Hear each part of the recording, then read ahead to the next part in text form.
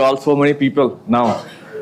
So thank you, organizer, for invite us to give such a in-present beautiful and scientist, and not only scientists, they're all over India. And even though Nepal, yesterday I heard about, they came from Nepal and all over India, different students, faculties. Yesterday, I don't know, half of people I missed. So I know there are certain areas like biochemistry, chemistry, physics, mechanical, metallurgy, earth science, and medicines. Apart from this stream, is there any other stream? People? Civil, yes. Civil, definitely, yes. Textile, yeah, I remember the textiles. Chemical engineering also? Wow, such a beautiful, versatile crowd we have. So let's try. Yesterday we had afternoon sessions. So there is a very good presentations, and all presentations are very informative. But yesterday afternoon there was a 2-hour lecture on how to solve the problem of any battery material, any research problem you have. I don't know how many of you attended yesterday lecture.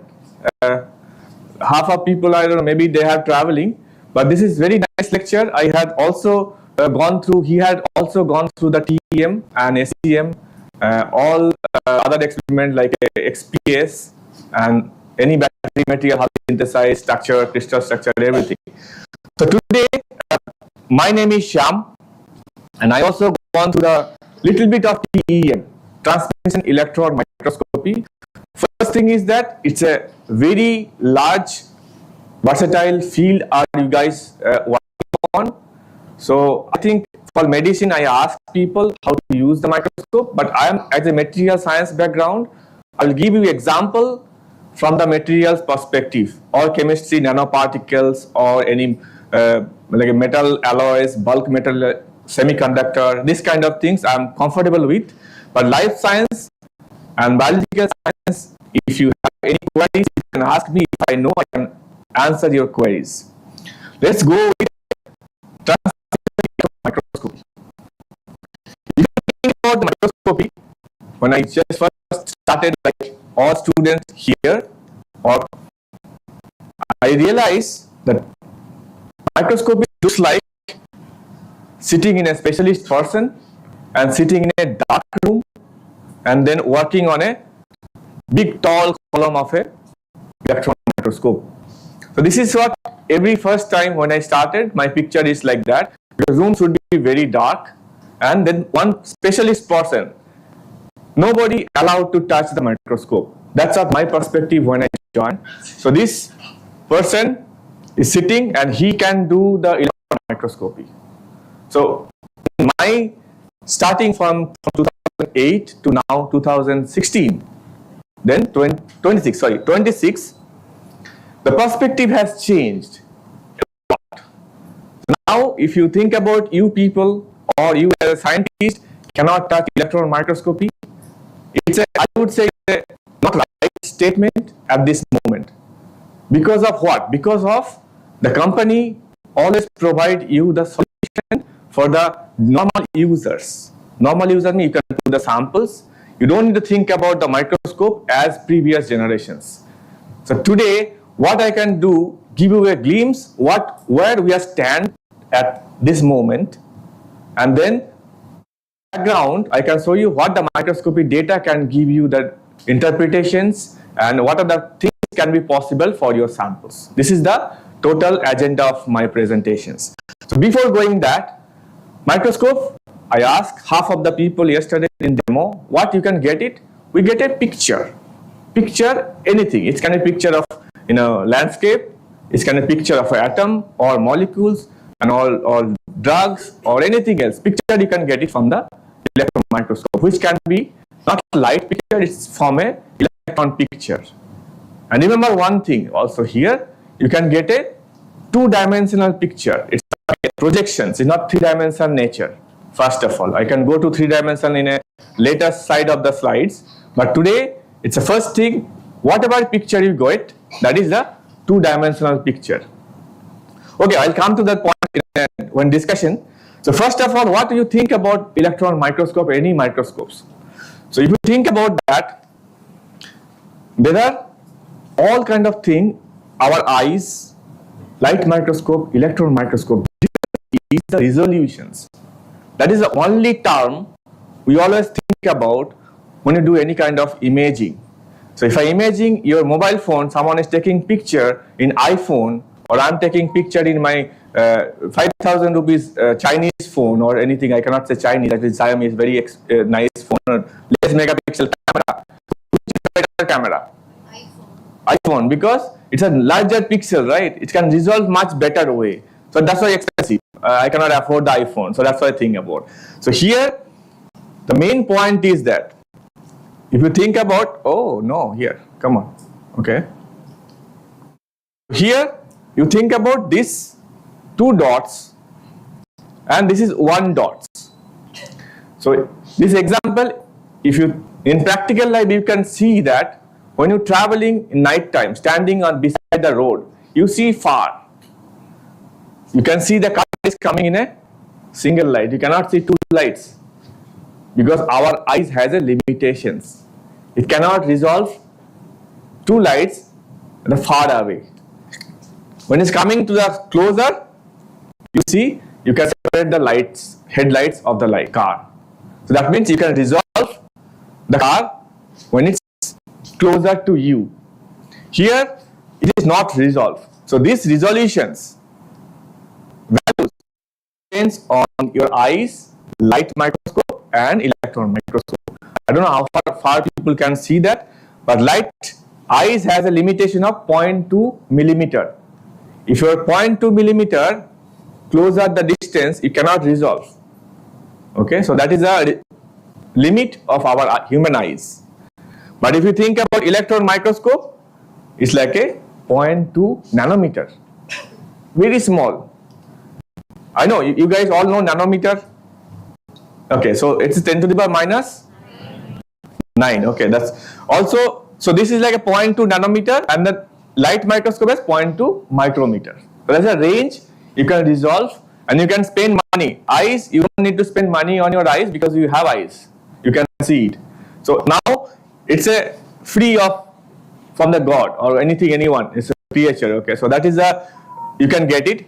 But if you spend little money, you can have a light microscope that can have certain advantage of magnification of your image. And finally, you have the electron microscope which can have very large resolutions. So it is, remember one thing, it is not a, it's a underneath. You are going below your samples, inside. Okay, so that's what it's called transmission electron. I come to the transmission part because yesterday sir was explaining what is transmissions. I'll come back to the points. So next, go there. So this is the development of before microscope and now microscope. I'll say you now what is the situation we are standing on. So before certain era, because it's 1998, before that microscope looks like there are n number of buttons. Each lenses has each button. So you can see there are so many buttons. So normal people, normal researcher cannot touch without knowing that button. So that's why you see the first picture. When you think about first picture, one person is sitting on a microscope. That is a specialist in electron and then called as a microscopist. Okay. So these people only can handle, they know all button, all switch and all handle gears. So this is like a, I'm sitting in a space, you know, a rocket launcher and I'm pressing all buttons. So you cannot go and sit there randomly. But after that, after 1998, these people has revolutionized this, put a computer on that. All the switches is minimized to the 2 screen only. After you go, they have only one thing, there is also remove the switches here, computer from the microscope, they have remotely operated now. You don't need to sit on a microscope and then you can sit in a different room. Here. And if you do microscopy here, you can take your table here and you can do microscopy anywhere in the world. Not only India, not Satyabama. So that is you are standing now. Okay. And further you go here, you have see now shape has changed. how many, half of the people have already shown the demo, but few people today, they will see that in a downstairs, they have microscope like in the coffee machines, bigger, and there's a light and all this stuff, and this is fully automatic and remote operated from anywhere. So this is where we are standing now. Okay, now you understand that now microscopy, if you think about old generations like here, that is not in this scenario at this moment. So anyone as a users, they can know their samples, how to analyze, and data from getting from the microscope. So they can tell people that I need data or I need to see it in microscope, they can. It's not a big thing or not too complicated, I would say more too complicated as previous one. Let's go further. So now we come to the basics. What is TEM? What kind of information you can get it?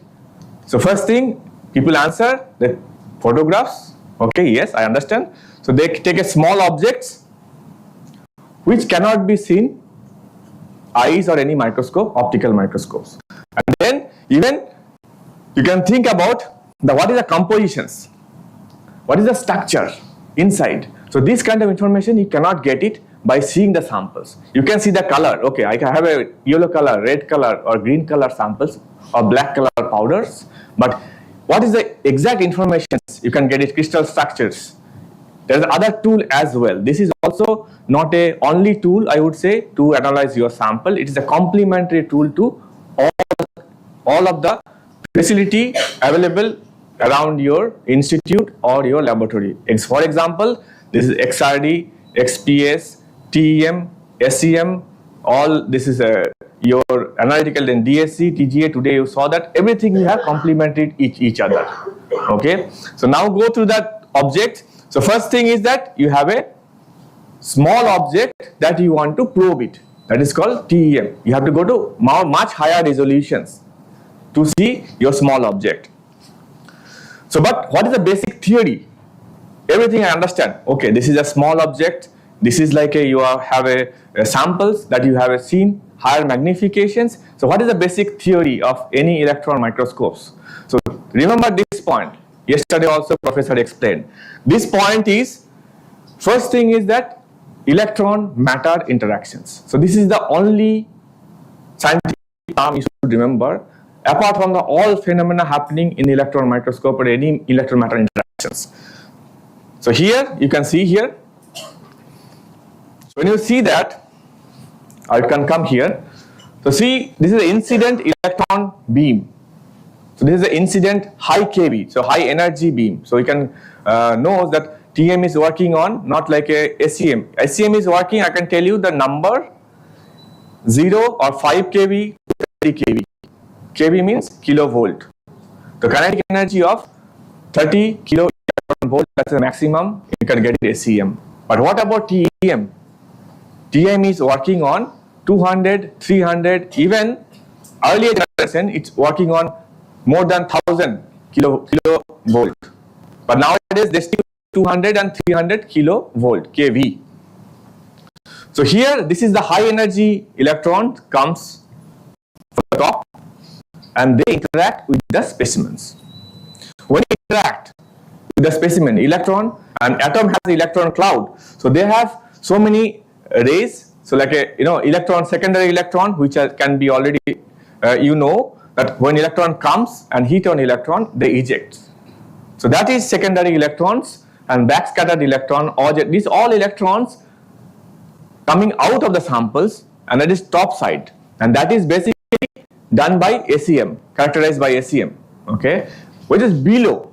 You think it's transmitting through the samples. So this below part, we are dealing with a TEM. So TEM means this, when it transmits the samples, it has scattering or diffraction. So there are two terms, scattering or diffractions. So what is scattering? This electron has a wave, right? When you talk about scattering, how many of physicists here? What is scattering? Scattering is a particle or a wave? Scattering is a particle, right? Physicist, what is physics, people? They're not there? Okay, anyway. So scattering is basically a particle phenomena. So scattered, we think about hard ball, okay, hard ball or hard sphere.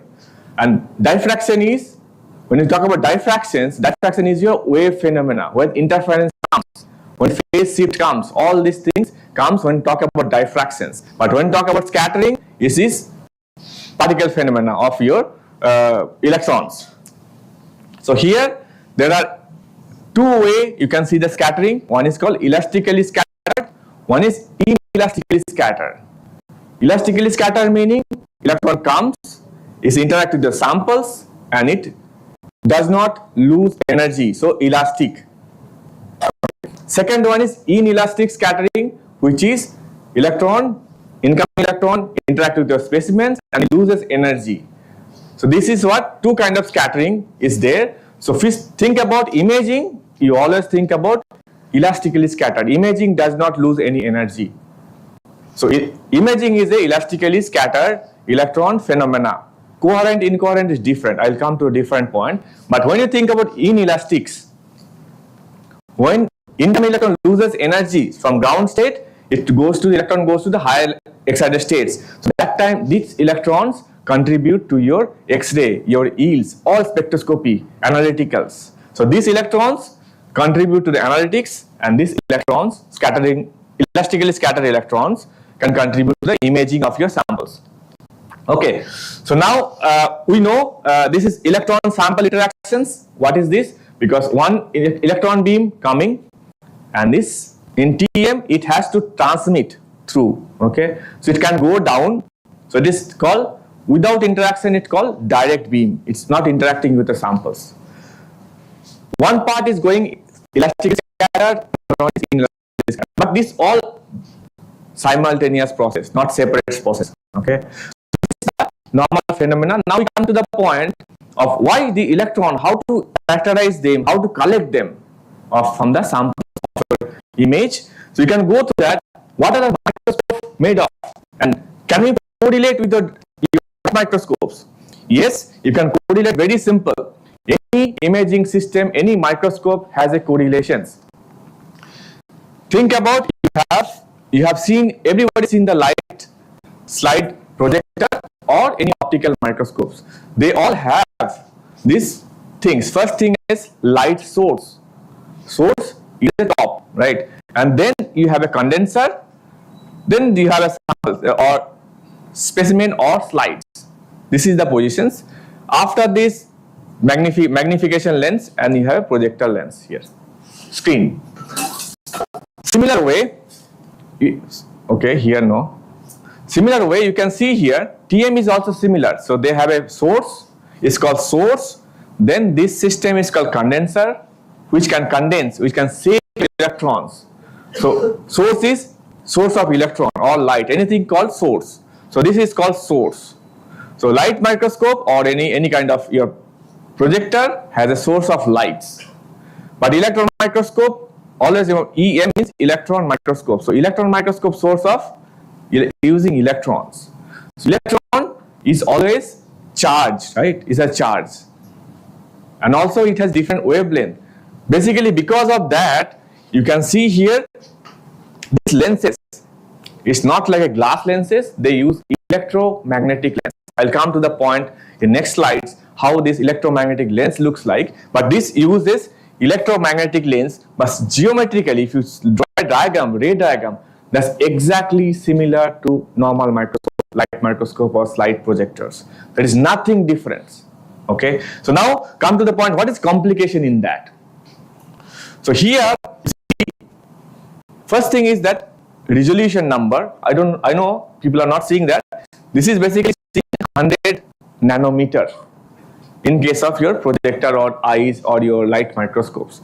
But if you go electron microscope, the special resolutions, you can resolve 2 points.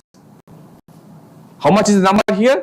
It's almost 0.2 nanometer. So one light microscope can resolve these two lines by two finger 100 nanometer away or 200 nanometer away from each other. If it is closer than that, it cannot resolve. It can contribute to the one finger.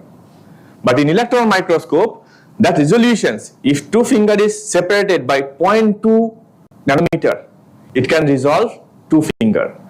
Below that, it contribute 1. Apart from that, is always apart from far from 0.2 nanometer. You can see here.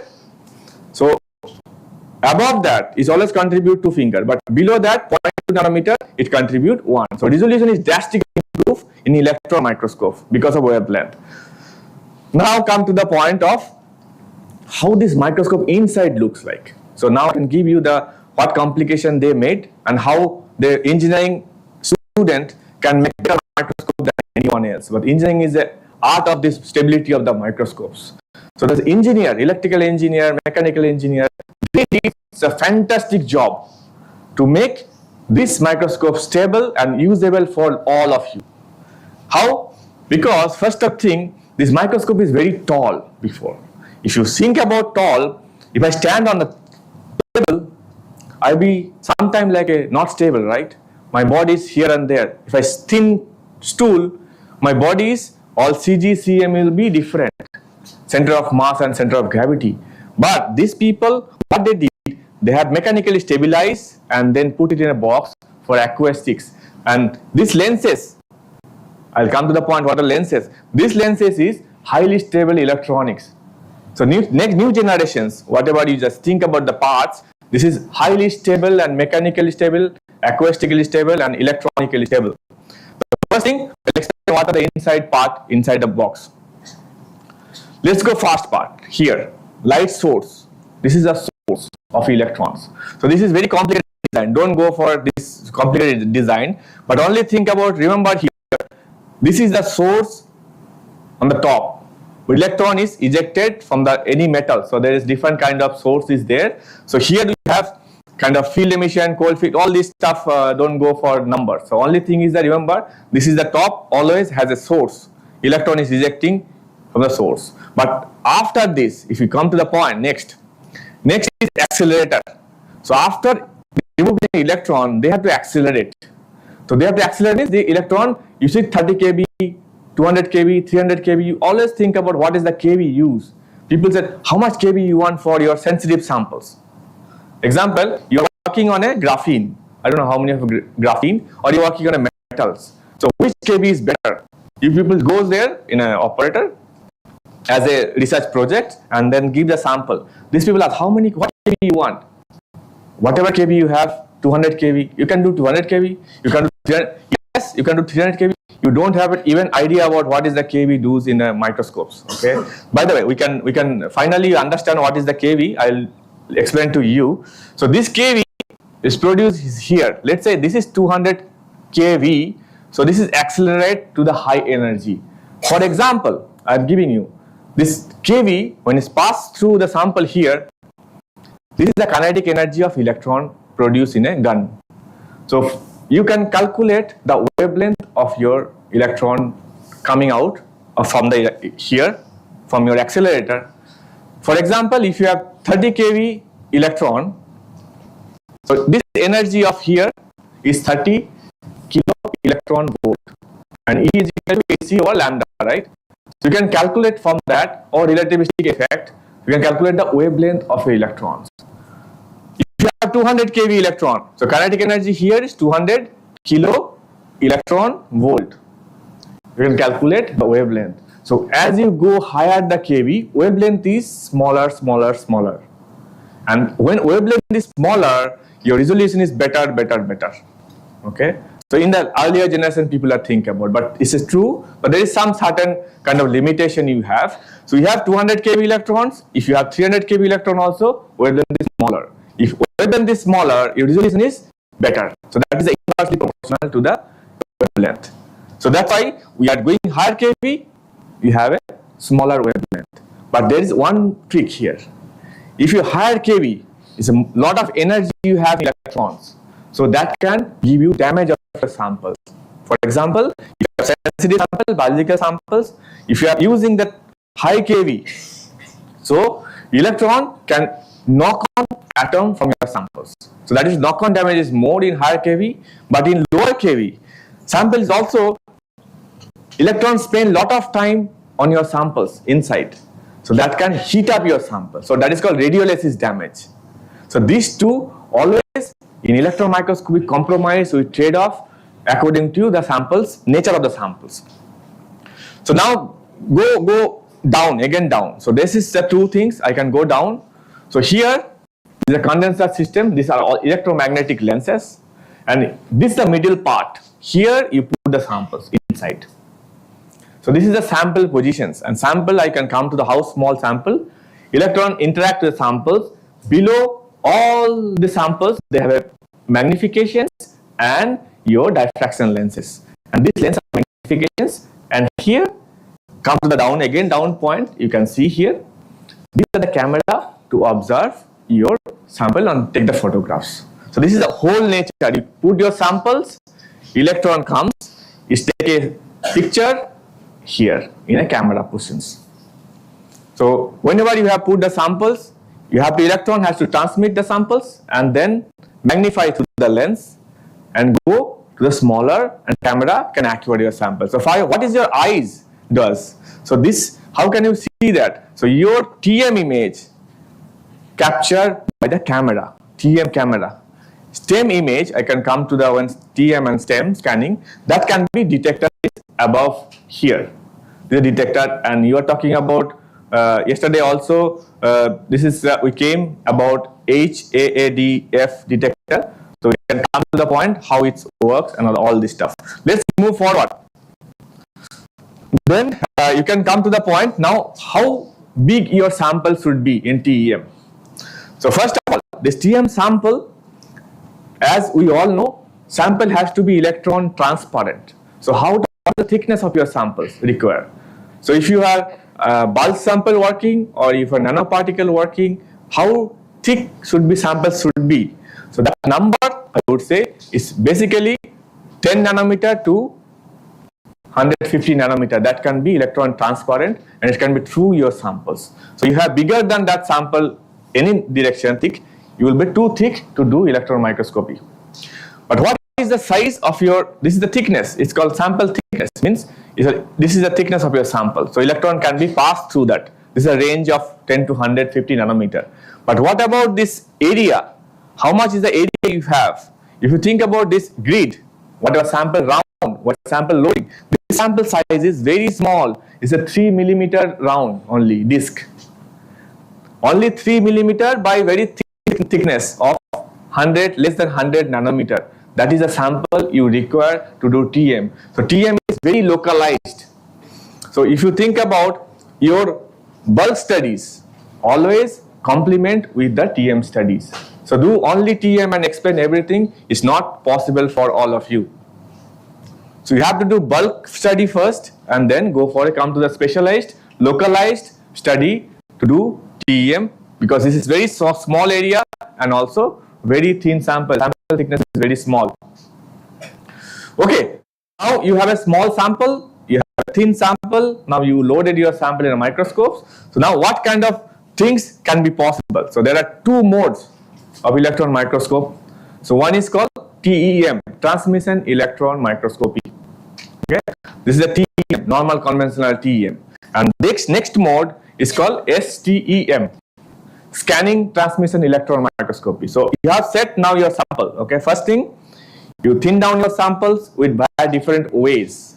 Drop cast, there are FIBs, focused ion beam, the chemical etching, there are ion milling. There are so many processes are there.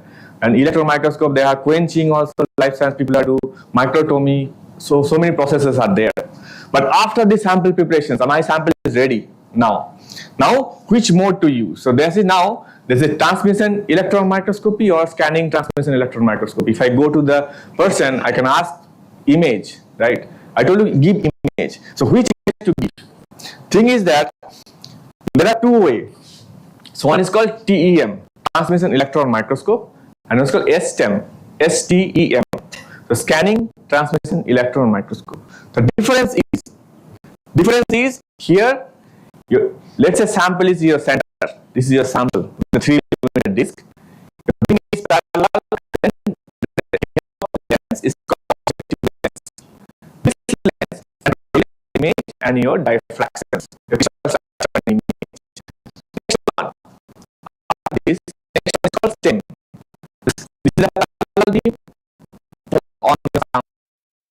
parallel. They have a same as your ACM, scanning electron microscope. So ACM is a beam and scanning. That is called ACM, scanning pixel by pixels. So same as is scanning. That means it is a focus scope and scanning a samples. So it is scanning transmission electron microscopy. So here difference is you use the camera to capture the image. You use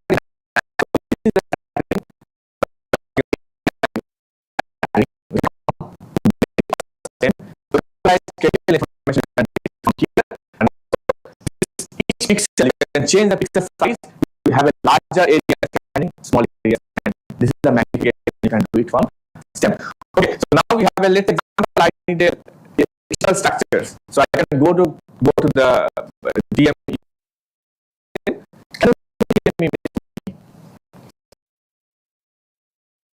Okay, TEM. Exactly think exactly you need. Yesterday, the professor explained that all students think about the sample or back of the mind, think about what exactly to look for. If you come blank way, you will not get your desired results. That's the ultimate thing about message, or as a student also people are telling to this thing, I don't like that. So always go to microscope and do something randomly. I do something randomly, definitely. Professor, in front of the professor it goes. And what the data you got it? This thing got it. But exact what is the necessary form? I need one plane, or I need the direction intensity, I need the image for structure analysis, or what exactly is necessary.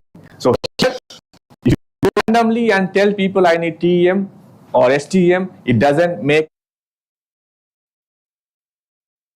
right for any slot or anything else. So you have to decide what exactly to look for, and then come to the microscope and see what you're looking for. Now, next step to see what kind of study you can do in a microscope. Okay. First thing, you have a samples. You have TEM and STEM both mode are available in a first thing, sample imaging can possibly be TEM. So imaging means image of still, nanoparticle, anything else. The image is a projection image of different.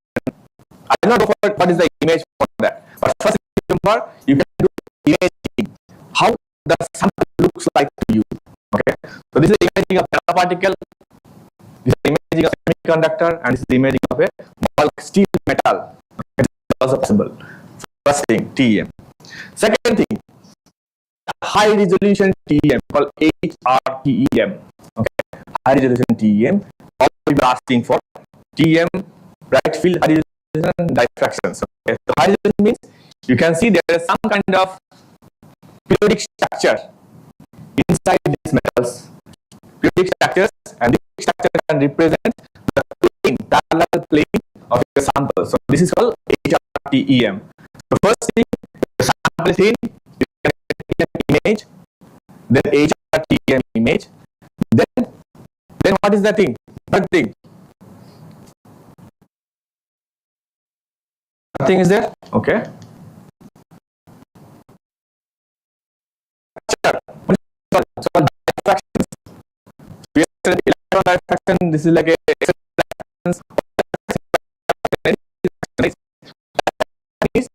more powerful, and that is very extent to solve your problem. So many people doesn't know how to analyze the intentions. Okay, I'll give you a glimpse.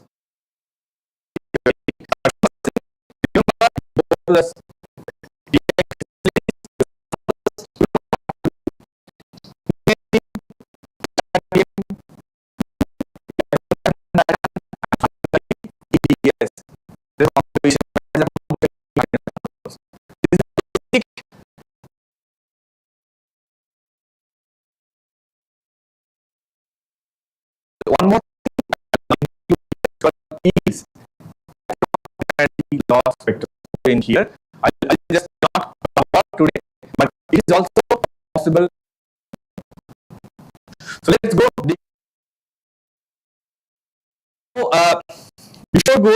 Before go, I'll show you some kind of you are,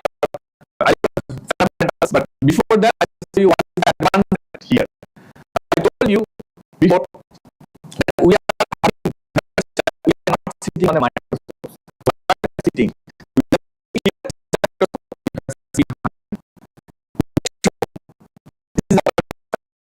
This is the two of its panel.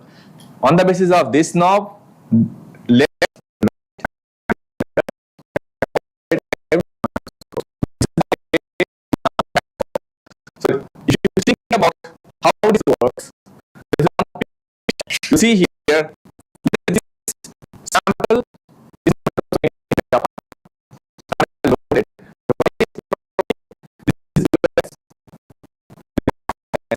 People are looking within monitor, and two hand panel. They can operate Japan, Tokyo electron microscope to show the all people.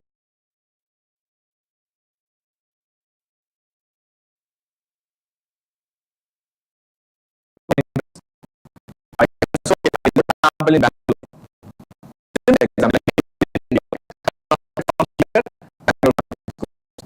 is that the sample there. That I cannot do here. I can call them, please go to your samples, and I can do it from here. I can do analysis, input data, and that's what we are standing on. That is because instead of eyepiece, we have a camera to see. That's the way we see life and speed of the because of this is possible. So since I show you what again what is possible because software and AI. You guys cannot avoid nowadays thinking about analyze my data of myself. So if you think about our students, I ask them so they ask one thing. Automatic analysis of that. I don't have to spend time on learning the full book and read that and analyze. So I can say, no, you can do interaction software and software you have given one thing. What crystals, either in metals or carbon or in a titanium or nickel or everything. You put the compositions and this software can analyze the patterns. It can also simulate the pattern, everything automatically. Okay, that's now I can ask to read the big books, like a slide and write down how this electron microscope works, how 3D works, space. But if you learn it by your own interest, it is good to understand what is going on. But software is available to do use some. This is right. Old professor, I don't have old experience. This is not the way students will learn microscope, but believe me, that is save a lot of time of your research time. If you have 5 years time, really that you are spending on microscope for 3-4 years learning everything, you have only 2 years to solve your 5-6 factors. This is impossible. First year student now analyze the data and go into professors. Okay. By the way, this is our examples of how ML AI can help you, all of you researchers, to solve the pattern. But you have, if you know that thing, it will give good data. If you don't know what you are studying, it can give you very wrong data. I'm telling you. Okay.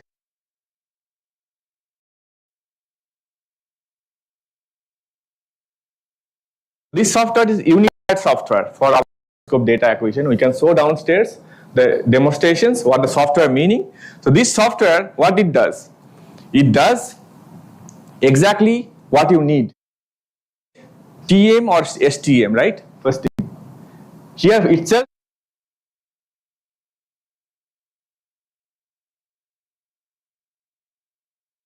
you said STEM data. Okay, I can put STEM, and you have options. What detector you want here. All this thing is in one tab here. After acquisitions, you have also EDS. Okay, Shyam, it's also to analyze data in same screens. So you have also, there's a part called analysis part here. There are different analysis. You can have compositions and live composition, line map, point studies, and area, everything you can do it by in remotely, online, live. So this is help you to understand your problem, solve data in a minutes.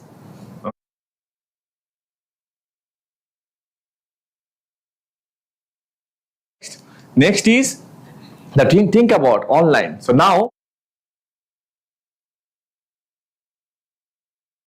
like that, I can rotate the sample. This is impossible. I don't know, in the future, earlier, ancient, 20 years ago, this is impossible to rotate in TM image. Because of the software development, we can rotate the sample image. The geometry of optics, you cannot rotate it. The can rotate it. Okay, so that's why next possible thing is life. It's nothing else. This is to be like this gain boundary, this gain boundary, by the gain boundary. This is one grain, this is another grain, another grain. So three grain junction here, and then rotate in direction choosing here. Second example I can give, if you have diffraction pattern, you want to take diffraction pattern. Yesterday we were talking about how to take diffraction pattern. So you have put the samples, and this is the spot. Okay, this spot you get something, but you don't know it's not proper. You can see now, if one tick, you can tilt the sample. So sample is tilting by one tick. Not your hands. This is what you are standing now. So this is generation is totally different than previous microscope is there. So tilting, when you tilt the sample, you have to learn the tilting, and you have to know the zone axis. What is zone axis meaning of that? But you people, as a first user, you don't know anything. But here, this shows how this can be possible. Like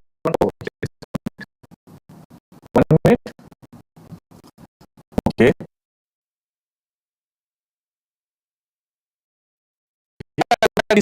You put the aperture, and this is sample here. You need that here. Okay. You put something to the aperture, you put the spots, so you have here.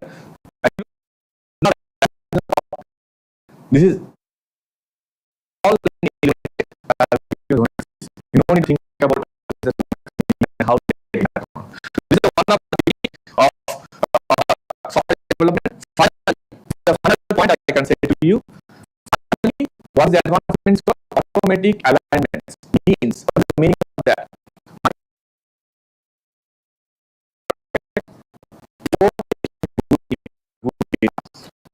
This can be done automatic way. So these are small things. Align me. I don't know what to do. Who doesn't know what to do? Now this genie, please align for me. So these people align the microscope for you. Okay, I'll show you the video, but this is very interesting how it does. Here. Can you people see? I don't know so far, right? I don't know how can people see that. I don't know that here.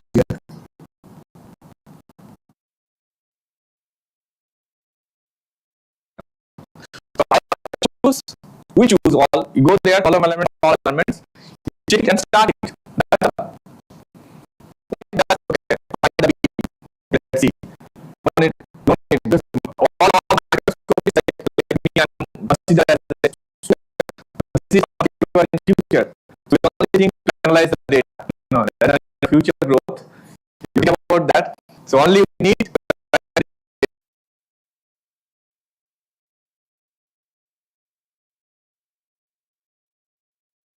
and then you have also pivot point. It can be done automatically, and it takes only 2 elements, 20 minutes, and 10 minutes ready microscopes. Okay, what we are now here.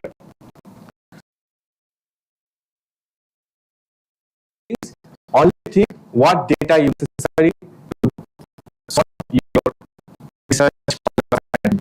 This is all necessary for you. How much mistakes are sample? Automatic, right? Automatic. Your filtering is automatic. Your automatic. Everything. Analysis, processing, everything.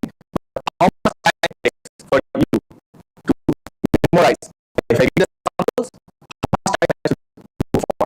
Okay. Let's see. So, okay. First thing, load the samples in the microscope. I would say 5 minutes, and then all donations you can all element 1 minute.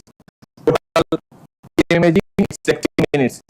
If you consider all points of imaging, ultimately less than 30 minutes is fully the image you can get, and you can take data and say bye to, and then go to the lab. So think about spending 3 years and think about spending half an hour. Which is better? Half an hour. But what do you lose? If you spend half an hour, you lose. Someone spends 3 years, someone spends half an hour. What do you lose? That's what we're talking about here. Research feeling, If you think about how to analyze, I can analyze data, okay? I can give data, I can get good data. But what exactly looking for? What you're looking for exactly, you're missing that. You can't find new thing here. Why? Because you don't know what you're seeing here. How not unwanted spots, unwanted things, some defects, you're not able to judge because you are learning microscope data. So this is what we are doing. So I don't think this is bad. It is definitely a way to save time. But analyze, see how the sample, how the feeling look like to you, and you can have new findings afterwards. Okay, so now this is the understanding. Let's go for the limits of what can be possible in TM, STM, and DS. Yesterday we talked about, I go through a little bit faster here, TM image, because there are different kind of TM image you get it. One is called bright field, called dark field TM. Yes, I talk about dark field diffraction. So now, if you think about here, there are different planes. This is the lens. If you go through, there are image coming from this side. I reverse it so that these are not particles. Think about ray diagram. Think here, by samples, it diffracts. Falling on a lens. If you to think about how the beam is broadened, so you can have separated the beam. Now here, this is one way is diffract because of electrical gain of some of your samples, and then next side, it's focus, and then this image plane, first image plane. Similar way, other sides, and form a plane, image plane here, distance. Not scattering anywhere, and this focus and form an image. So this is form an image, and this is the diffraction we are talking about. So this plane is called back focal plane of object lens, and this is called image plane of your lenses.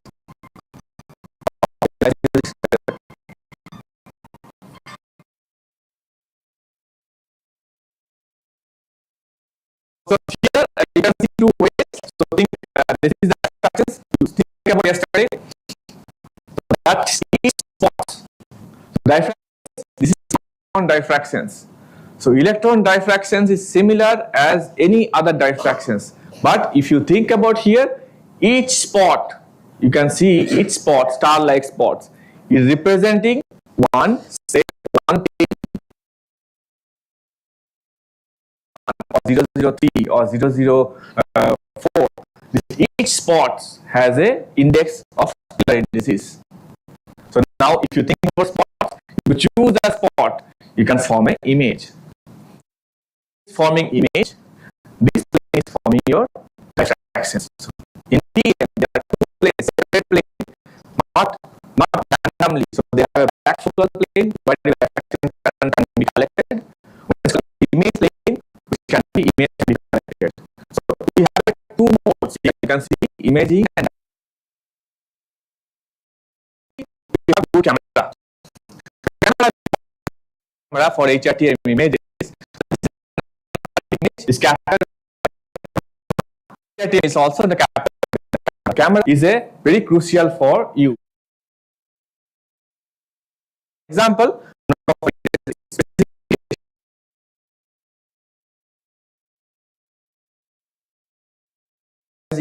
so zoom it 1 minute.